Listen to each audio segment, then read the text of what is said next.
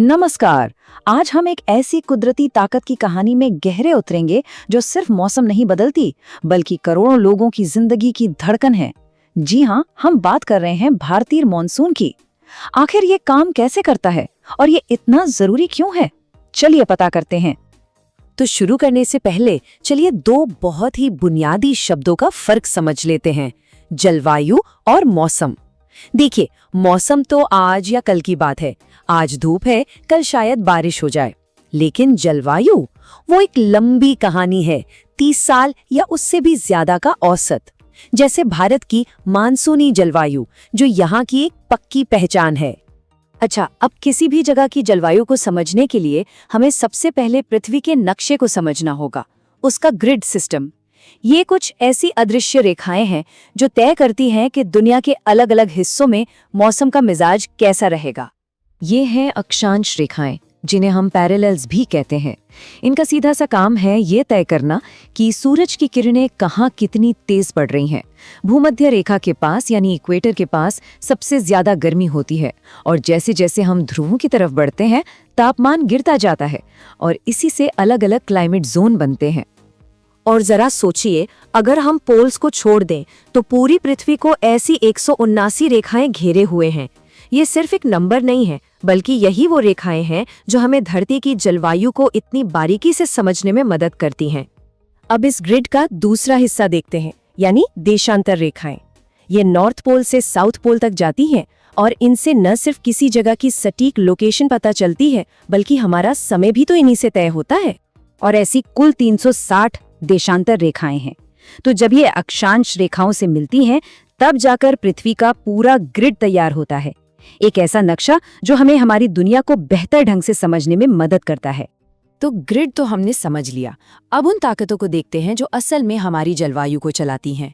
ये हमारी धरती के असली ग्लोबल इंजन है। तो किसी भी जगह की जलवायु कैसे तय होती है? असल में ये कई चीजों का एक मिला जुला असर है।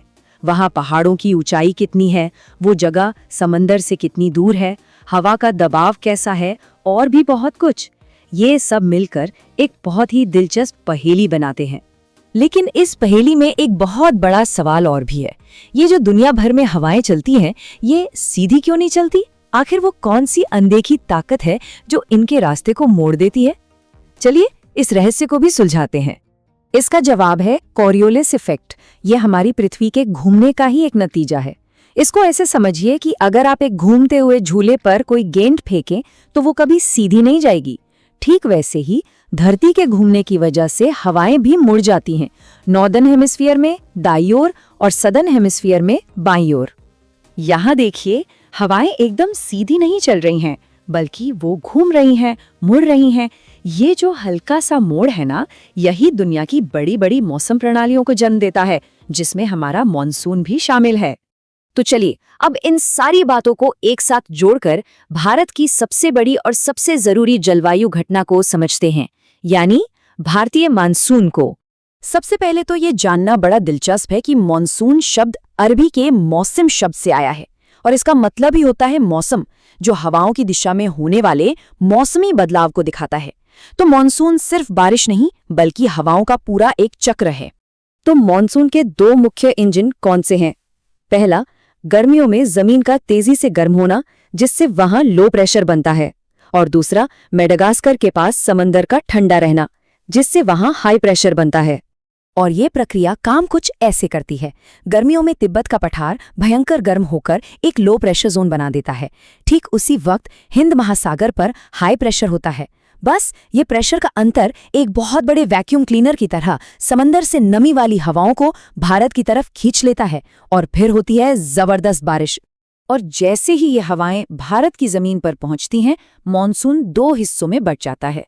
इसकी एक ब्रांच यानी अरब सागर शाखा पश्चिमी तट पर बारिश करती है और दूसरी बंगाल की खाड़ी शाखा पूर्व की तरफ से आगे बढ़कर पूरे उत्तर भारत में फैल जाती है। ये मानसून ही है जो भारत को एक खास लय देता है और यहाँ 4 बहुत ही खूबसूरत मौसम बनाता है। आइए इन मौसमों के चक्र को थोड़ा और करीब से देखते हैं। तो भारत के मौसमों का चक्र कुछ ऐसा चलता है।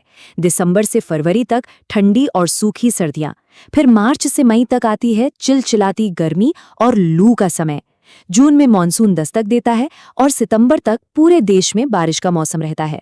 और आखिर में अक्टूबर नवंबर में मानसून लौटता है और आसमान एकदम साफ हो जाता है। और मानसून से जुड़ी एक बड़ी प्यारी बात है आम्र वर्षा या मैंगो शावर। ये मानसून आने से ठीक पहले की बौछारें हैं जो खासकर केरल और कर्नाटक में आमों को जल्दी पकने में मदद करती हैं। ये दिखाता है कि कैसे मौसम हमारी संस्कृति से इतनी गहराई से जुड़ा हुआ है। तो मानसून सिर्फ एक मौसमी घटना नहीं बल्कि भारत की जीवन रेखा है, यहाँ की धड़कन है।